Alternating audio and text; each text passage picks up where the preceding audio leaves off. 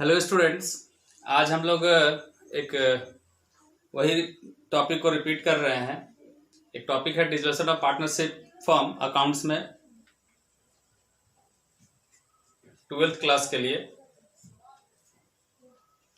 Last session में मैंने पढ़ाया था डिसोल्यूशन ऑफ पार्टनरशिप फर्म में एक एज्यूम करके क्वेश्चन आपको सिखलाया गया था। उसके बाद कुछ नए नए टर्म्स और कंडीशंस के साथ कुछ और क्वेश्चंस आएंगे और उस क्वेश्चंस के बारे में आज मैं आपसे डिस्कस करने जा रहा हूँ। एक स्टूडेंट्स का प्रॉब्लम था इस टाइप के क्वेश्चन में, इसी के चलते मैंने एक नया क्वेश्चन बनाया है और इसमें कुछ आपका अलग तरह का प्रॉब्लम सॉर्ट आउट करने की कोशिश की जाएगी। आइए देखते हैं क्वेश्चन क्या है।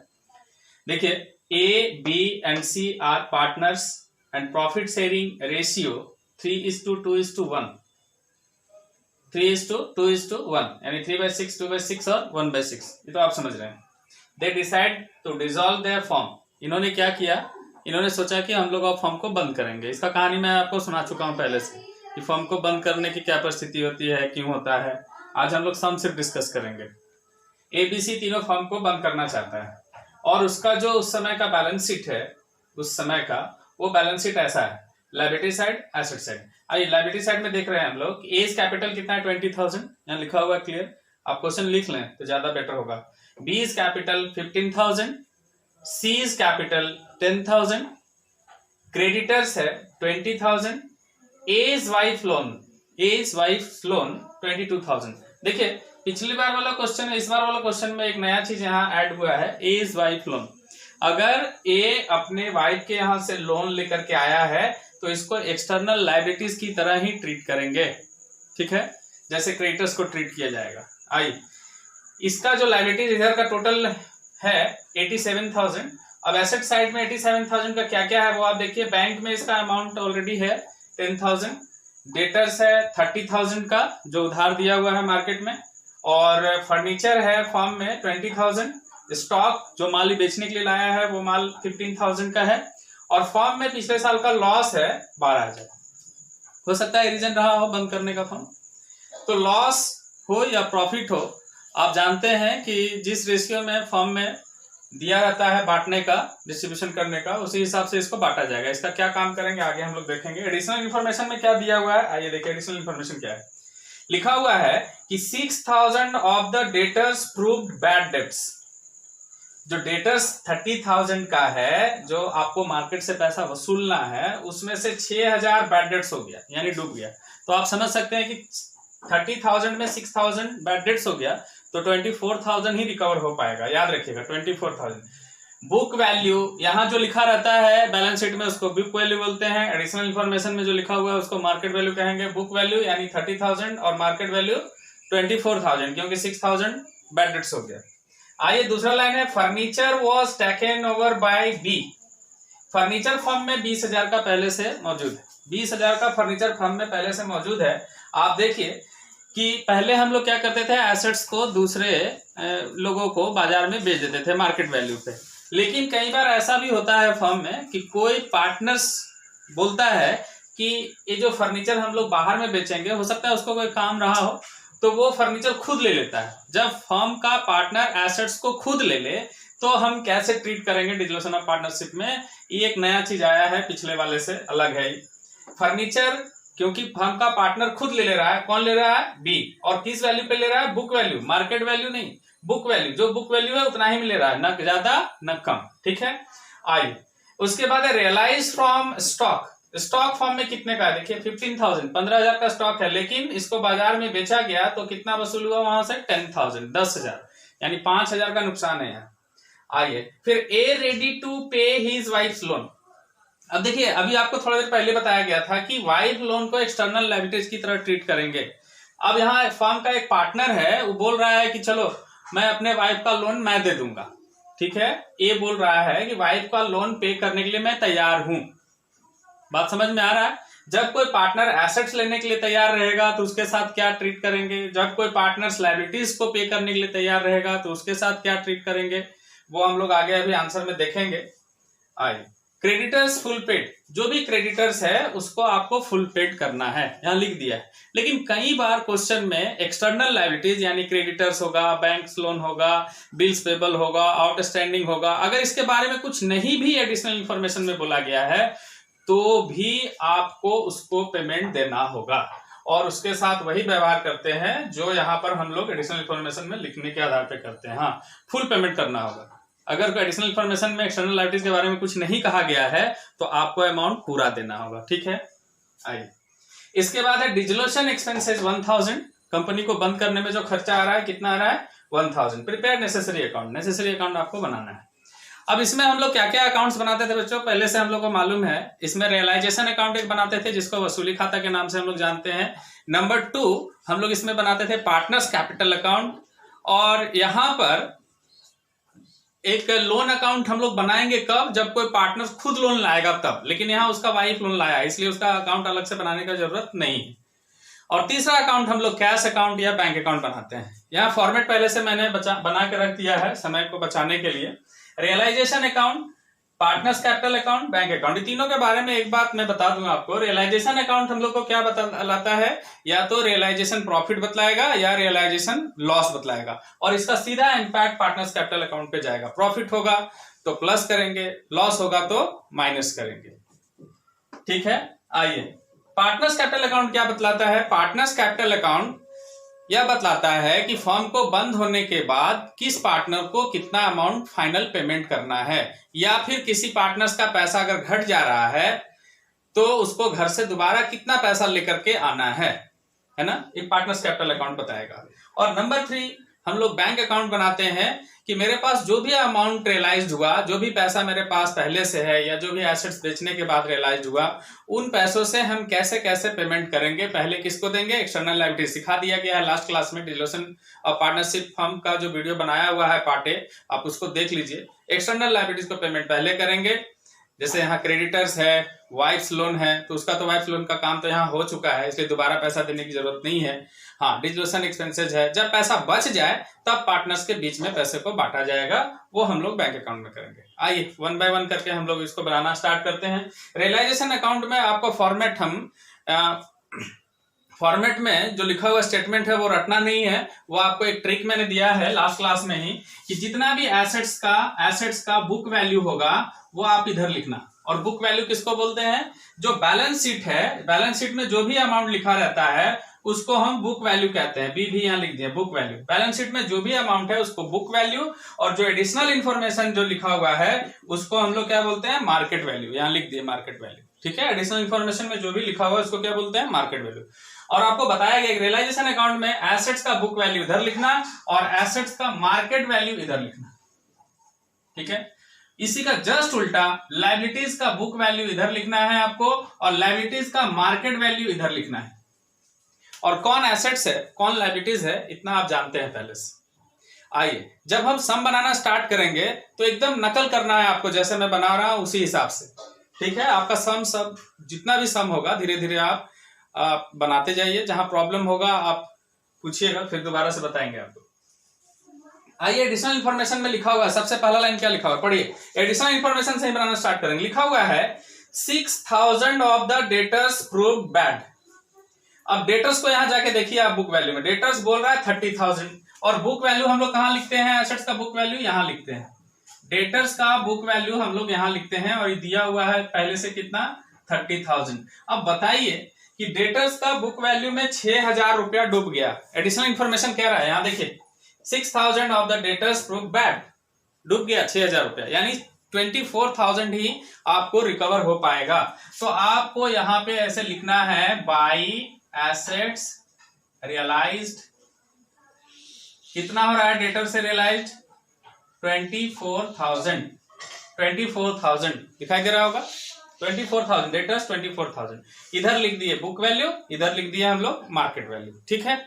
आइए, दूसरा पॉइंट क्या लिखा हुआ है, लिखा हुआ है furniture was taken over by B. अब देखिए, फर्नीचर हम लोग बाजार में बेचने नहीं गए, जो फर्म का फर्नीचर है उसको बेचने के लिए बाहर में नहीं गए, वो फर्म का कोई पार्टनर है, वही कह रहा है कि भाई फर्नीचर जो दूसरे को दोगे उससे बढ़िया हम ही को दे दो, मैं उसका जो बुक वैल्यू है वो आपको दे दूंगा।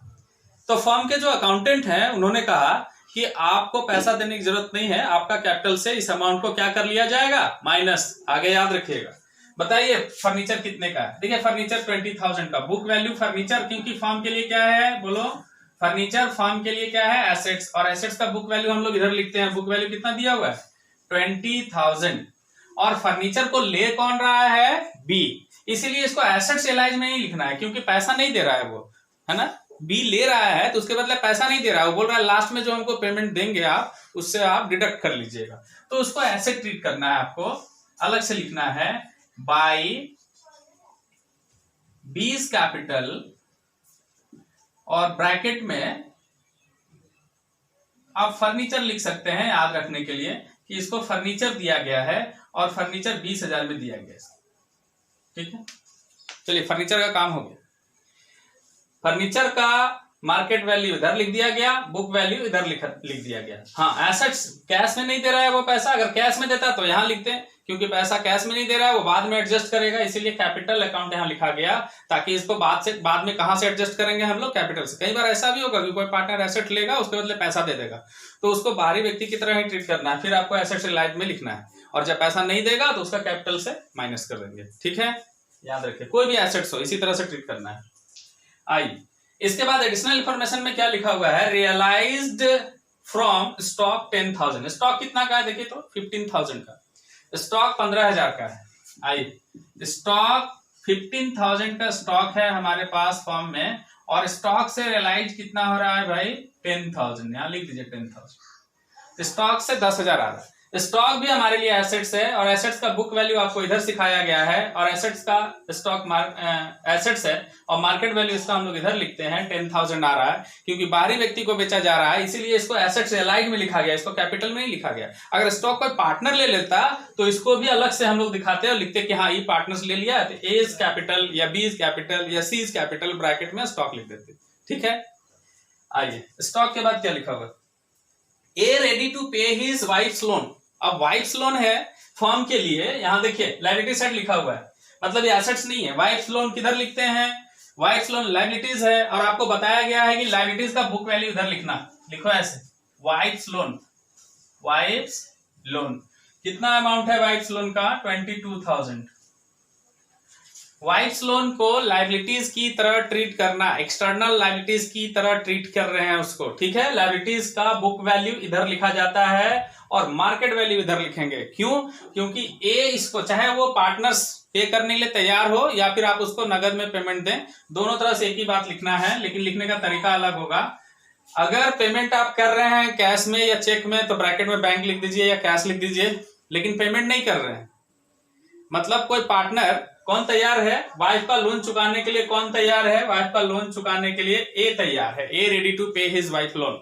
तो ए का कैपिटल को आपको बढ़ा देना है, ऐसे लिखना है, ए इज कैपिटल, और यहाँ ब्रैकेट में जगह कम है मेरे पास, इसलिए लोन ऐसे हम लिख दे रहे हैं, वाइफ लोन कितना चुकाने के लिए तैयार है, 22,000। आ रहा है बात समझ में। वाइफ लोन का पैसा देने के लिए तैयार कौन है, अगर लोन का पैसा देने के लिए कोई तैयार नहीं होता तो एक्सटर्नल लायबिलिटी समझा जाता, और एक्सटर्नल लायबिलिटी जब समझा जाता तो यहां सिर्फ लोन और ब्रैकेट में कैश या बैंक लिख करके इसको आगे हम बढ़ा देते। लेकिन इसका पैसा कैश में नहीं देना है, इसका पैसा कौन चुकाएगा, ए अपना समझ लेगा अपना वाइफ से घर में। तो जब पैसा लेने की बारी आएगी तो ए का पैसा कैपिटल अकाउंट में बढ़ा दिया जाएगा, क्योंकि वाइफ का लोन पे करने के लिए तैयार है। ठीक है, कोई भी लायबिलिटीज अगर कोई पार्टनर्स पे करता है तो उसका कैपिटल को हम बढ़ा देंगे, और एसेट्स लेगा तो उसका कैपिटल को हम घटा देंगे। ठीक है, एसेट लेगा तो पैसा घटेगा, और अगर लायबिलिटीज को पे करेगा तो उसका कैपिटल को हम बढ़ाएंगे। ठीक है, creditors full paid, creditors full paid, और क्रेडिटर्स फर्म के लिए क्या है ये आप जानते हैं, एक्सटर्नल लायबिलिटीज है, और क्रेडिटर्स लायबिलिटीज है, और लायबिलिटीज का बुक वैल्यू हम लोग इधर लिखते हैं। और यहाँ देखिए क्रेडिटर्स का लायबिलिटीज का बुक वैल्यू कितना लिखा हुआ है, 20,000। तो यहाँ पर आप 20,000 ऐसे लिख दीजिए, और इधर क्रेडिटर्स लिखिए ऐसे, क्रेडिटर्स, और ब्रैकेट में यहाँ बैंक लिख दीजिए। क्यों बैंक लिखेंगे, क्योंकि जब क्वेश्चन बन रहा था तो बैलेंस शीट में यहाँ बैंक लिखा हुआ था, अगर कैश रहेगा तो कैश लिखिएगा, बैंक रहेगा तो बैंक लिखेंगे। ठीक है, ब्रैकेट में क्रेडिटर्स को फुल पेड कर रहे हैं। क्रेडिटर्स है कितना, क्रेडिटर्स देखिए 20,000 है, यहाँ दिखाई दे रहा है आपको, क्रेडिटर्स 20,000 है। तो क्रेडिटर्स को फुल पेड करना है 20,000। हो गया। आइए इसके बाद और क्या है, डिसोल्यूशन एक्सपेंसेस। अब डिसोल्यूशन एक्सपेंसेस देखिए फर्म के लिए खर्च है, पैसा जा रहा है, लेकिन इसका कोई बुक वैल्यू लिखा हुआ नहीं है, सिर्फ मार्केट वैल्यू है ना। पैसा आपका क्या होगा, जाएगा, मतलब देना है, लायबिलिटीज नहीं समझना है, पैसा जाएगा आपका, इसलिए इसको लायबिलिटीज समझना है। लायबिलिटीज का मार्केट वैल्यू हम लोग किधर लिखते हैं, इधर लिखते हैं। तो आप इसको एक्सपेंसेस और यहाँ पर ब्रैकेट में आप बैंक लिख दीजिए, रियलाइजेशन भी लिख सकते हैं इसको, ठीक है। कितना है 1000, रियलाइजेशन भी लिख करके आप बैंक कर दीजिएगा, तो आपको एक्सपेंसेस समझना है उसको, ठीक है। आइए टोटल कीजिए, किधर का जोड़ ज्यादा हो रहा है। एसेट से कितना रियलाइज हुआ, 34,000 एसेट से रियलाइज्ड हुआ है, ठीक है।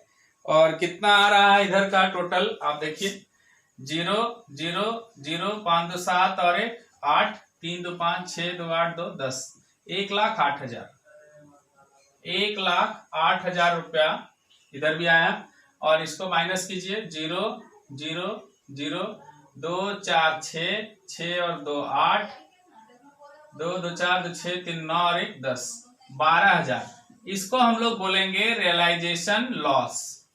और रियलाइजेशन लॉस को किस रेशियो में बांटना है ये आपको पहले से पता है, 3:2:1 यहाँ दिया हुआ है, देखिए क्वेश्चन में लिखा हुआ है 3:2:1, यानी 3/6, 2/6 और 1/6। कैसे बांटेंगे 12,000 को, आपको पहले से पता है, 12,000 इंटू 3/6 यानी 6 2 12, मतलब एक को मिलेगा 6,000। आई ए को लॉस में हिस्सा कितना है 6,000, उसी तरह बी को निकालिए 4,000 आएगा, उसी तरह सी को निकालिए 2,000 आएगा। मतलब इस लॉस को हम लोग बांट देंगे, ठीक है।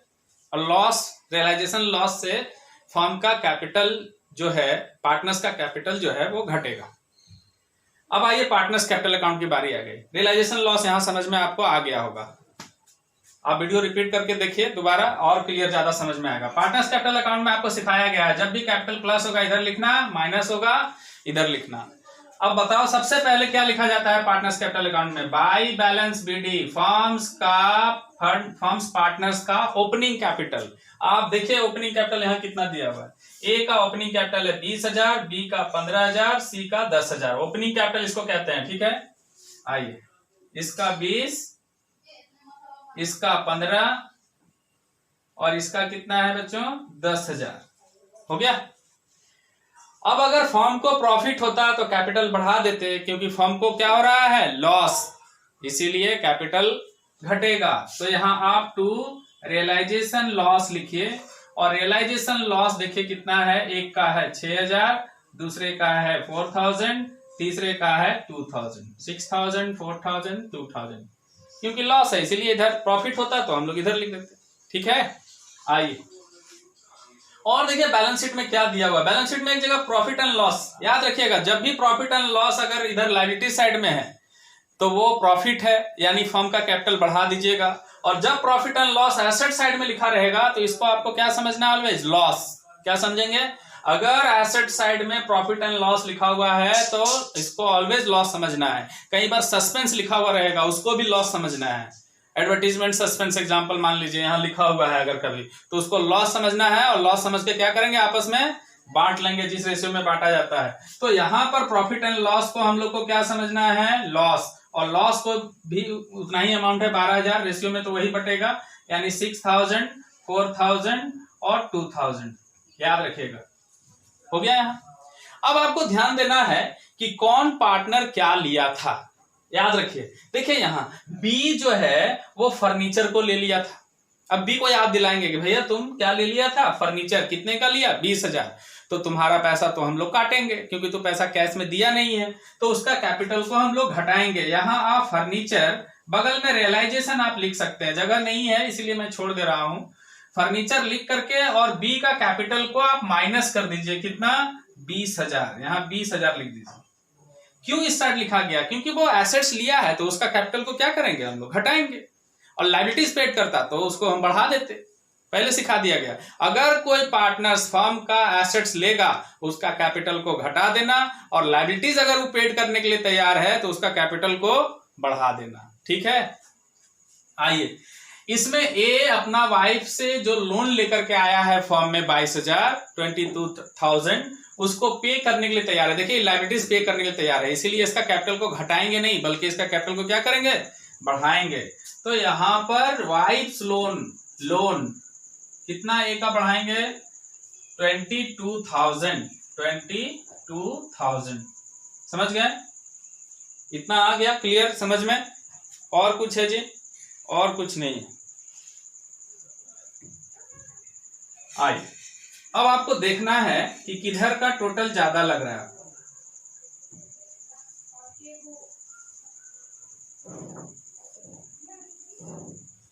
कि जिधर का टोटल ज्यादा रहेगा पहले आपको उसको जोड़ना है। आप देखिए सी का इधर का बैलेंस ज्यादा है, सी का बैलेंस ज्यादा है क्योंकि इधर पॉजिटिव बैलेंस हम लोग लिखते हैं, सी का बैलेंस ज्यादा है तो सी का पैसा कुछ बच रहा है, यानी कितना बच रहा है, 2 2 4 6,000 बच रहा है। मतलब सी को फॉर्म बंद होने के बाद कितना पैसा मिलेगा, 6,000। ठीक है, आइए पॉजिटिव बैलेंस और किसका है, ए का पॉजिटिव बैलेंस है क्योंकि 20,000 तो पहले से लगा चुका है, लायबिलिटीज को पे करने के लिए तैयार है वाइफ का लोन। इसका मतलब उसका पॉजिटिव बैलेंस आप कह सकते हैं 42,000। तो 42,000 इधर भी लिख दीजिए और इसमें से इसको घटा दीजिए तो बचेगा यहाँ 30,000। यानी सी को फॉर्म बंद होने के बाद 6,000 मिलेगा 6,000 और ए को फॉर्म बंद होने के बाद कितना मिलेगा, देखिए कितना मिलेगा, 30,000 मिलेगा। ठीक है, अब आइए बी का बात करते हैं। बी का फॉर्म में लगा हुआ है 15,000, पहले से ओपनिंग कैपिटल 15,000 है, लेकिन आप देखिए कि बी जितना कैपिटल है नहीं उससे ज्यादा का वो एसेट्स ले चुका है फॉर्म से। जैसे 20,000 का फर्नीचर वो ले लिया है, फॉर्म में लॉस उसको भी हुआ है 4,000 रियलाइजेशन लॉस की वजह से और 4,000 जो फॉर्म में प्रॉफिट एंड लॉस था उसके वजह से। मतलब इसका लॉस ज्यादा है और पैसा इसके पास पहले से कम है, यानी अगर ये कुछ ले लिया है तो दोबारा ये पैसा घर से लेकर के आएगा। ठीक है, इसी का अमाउंट एफिशिएंसी कहलाता है। 20 अब 24 अब 4 28, इसका टोटल अमाउंट इधर ज्यादा है इसीलिए आप इसको इधर लिख दीजिए 28,000। ठीक है, और 28 में 15 माइनस कर दीजिए तो कितना बचेगा, 28 में अगर हम लोग 15 माइनस कर देंगे तो कितना बचेगा, 13,000। तो यहां आपको क्या लिखना है, यहां लिखना है bank final payment. Final payment आप लिख सकते हैं, बैलेंसिंग फिगर में लिख सकते हैं। यही पैसा देना है, किसको किसको देना है, ए को और सी को। बी को देना नहीं है, बी से लेना है। कितना लेना है बी से, 13,000। बी से 13,000 लेना है और इसको दिखाइए यहां डेफिशिएंसी, इसको यहां भी बैंक लिख सकते हैं। ठीक है, और डेफिशिएंसी दिखाएंगे, डेफिशिएंसी ब्राउट बाय बी ऐसा लिख सकते हैं। स्पेस कम है इसलिए नहीं लिखे। यहां पर क्या लिखना है, आप लिख सकते हैं by bank deficiency brought by B. Deficiency amount B अपने घर से लाएगा क्योंकि वो एसेट ले लिया है तो लाएगा ही, है ना। शुरू में नहीं दिया पैसा तो अभी देगा, हो गया इतना। आइए अब हम लोग बनाएंगे बैंक अकाउंट। बैंक अकाउंट में क्या करना है, सबसे पहले हम लोग ओपनिंग कैपिटल को लिखते हैं, टू ओपनिंग बैंक बैलेंस को लिखते हैं, to balance BD, opening balance BD. Opening balance BD, पहले से बैंक में पैसा कितना है, 10,000, यहां लिख दीजिए 10,000, पहले से फॉर्म में 10,000 है। फिर क्या है, assets realised, assets realised, assets realised. आप देखिए एसेट से कितना पैसा रियलाइज हुआ है, 34,000, 34,000 इसको एसेट से रियलाइज हुआ है। और बी कितना पैसा लाएगा घर से, बी इज कैपिटल, बी घर से कितना पैसा लाएगा, दोबारा 13,000 लेकर के आएगा। अब बताइए कि फर्म में टोटल पैसा कितना हो गया, 4 3 7, 3 1 4 और 1 5, 57,000 फर्म में अमाउंट है। और 57,000 57,000 रुपए कैसे कैसे हम बांटेंगे फर्म बंद हो जाने के बाद। सबसे पहले पैसा लेने का अधिकार किसको है, एक्सटर्नल लायबिलिटीज को। आपको सिखाया गया है फॉर्म में पैसा लेने का अधिकार सबसे पहले एक्सटर्नल लायबिलिटीज को। एक्सटर्नल लायबिलिटीज यहाँ कौन है, क्रेडिटर्स। याद रखिए वाइफ्स लोन को नहीं देना है दोबारा पैसा, क्योंकि वाइफ्स लोन को देने के लिए कौन तैयार है, ए। ठीक है, इसीलिए सिर्फ क्रेडिटर्स को एक्सटर्नल लायबिलिटीज अब यहाँ समझा जाएगा। और क्रेडिटर्स को कितना अमाउंट देना है बच्चों, 20,000, यहाँ 20,000 आप लिख दीजिए। और क्या है, और देखिए लायबिलिटी साइड में और क्या है, एक्सपेंसेज। एक एक्सपेंसेज है 1,000 का, वो एक्सपेंसेज वाला अमाउंट दे दीजिए आप 1,000। और लास्ट में पैसा अगर मिलेगा तो दो पार्टनर्स को मिलेगा, ए को और सी को। इसको मिलेगा ए को मिलेगा 30,000 और सी को मिलेगा 6,000। अब आप बताइए कि मेरे पास 57,000 अमाउंट कलेक्ट हुआ है फर्म को बंद करते समय। अब इस अमाउंट को हम लोग बांटेंगे, 20,000 क्रेडिटर्स को देंगे, 1,000 एक्सपेंसेस को देंगे, एज कैपिटल को 30,000 देंगे, सीज कैपिटल को 6,000 देंगे, जैसा कि यहाँ बताया गया है पार्टनर्स कैपिटल में। तो कुछ पैसा बचेगा? कुछ नहीं बच रहा है। देखिए 57,000 पूरा का पूरा अमाउंट खत्म, और अमाउंट यहाँ खत्म हुआ, सम भी खत्म हो गया। अब आपको अगर ये क्वेश्चन एक बार में नहीं समझ में आ रहा है तो वीडियो में 2-3 बार इसको आप देखिए, और इस तरह का जो भी क्वेश्चन आपका बुक में दिया हुआ है उसको सॉर्ट आउट करने का कोशिश कीजिए। जहां प्रॉब्लम हो आप मैसेज कीजिए, दोबारा वीडियो बना करके आपको सिखा दिया जाएगा। और कुछ प्रॉब्लम्स जब क्लास चालू होगा लॉकडाउन के बाद, उसके बाद हम लोग ठीक कर लेंगे। जितना हो सके उतना आप बनाने का प्रयास करें। कहीं दिक्कत है तो कॉल करके भी आप पूछ सकते हैं डायरेक्टली। मेरा नंबर यहाँ दिया हुआ है, यहाँ नंबर मैं लिख देता हूँ। मेरा नंबर आप चाहें तो लिख लीजिए, मेरा नंबर 9304926779, ये मेरा नंबर है, ठीक है। और ऊपर में तो मेरा नंबर दिया हुआ रहता ही है जनरली। और क्लास जैसे स्टार्ट होगा हम लोग फटाफट उसको कंटिन्यू करके ख़त्म करते जाएंगे। आप जितना घर में पढ़ सकते हैं पढ़िए। मेरा चैनल सब्सक्राइब कीजिए, अपने दोस्तों में इसका लिंक को आप शेयर कर दीजिए, बांट दीजिए। जिसको जितना फ़ायदा उठाना है लॉकडाउन में आप उठाइए, बैठ के मत रहिए, पढ़ाई जारी रखिए और लॉकडाउन को पॉजिटिवली लीजिए। इसका घर में बैठ करके पूरा यूटिलाइज कीजिए अपने समय का, ज़्यादा से ज़्यादा पढ़ने का कोशिश कीजिए। सेल्फ स्टडी बहुत ज़्यादा आपको हेल्पफुल होगा, इससे आपका कॉन्फिडेंस लेवल बढ़ेगा। और जितना हो सकेगा हम लोग ऑनलाइन आपको कोशिश कर ही रहे हैं मदद करने का। और जो स्टूडेंट्स नए जुड़े हैं, अगर वीडियो सब्सक्राइब नहीं किए हैं, चैनल सब्सक्राइब नहीं किए हैं तो वो चैनल सब्सक्राइब कर लीजिए, और ताकि आपको नया नोटिफिकेशन मिलता रहे जो भी हम अपलोड करेंगे इससे रिलेटेड। और कोई और प्रॉब्लम हो तो आप बताइएगा। और क्लास स्टार्ट होने के बाद आप आइए, जहाँ आना है केंदुआ बाजार नियर काली मंदिर जेड कॉमर्स में, या Bank More Z commerce near city style, या फिर Saraidhela steel gate Hariom centre में, और या तो फिर आप गोविंदपुर एवं SBI बैंक एजुकेशन सेंटर में आप वहाँ भी आके क्लास हमसे ज्वाइन कर सकते हैं। आज का वीडियो यहाँ तक ही है, और घर में रहिए, सेफ रहिए। Thank you very much for watching this video.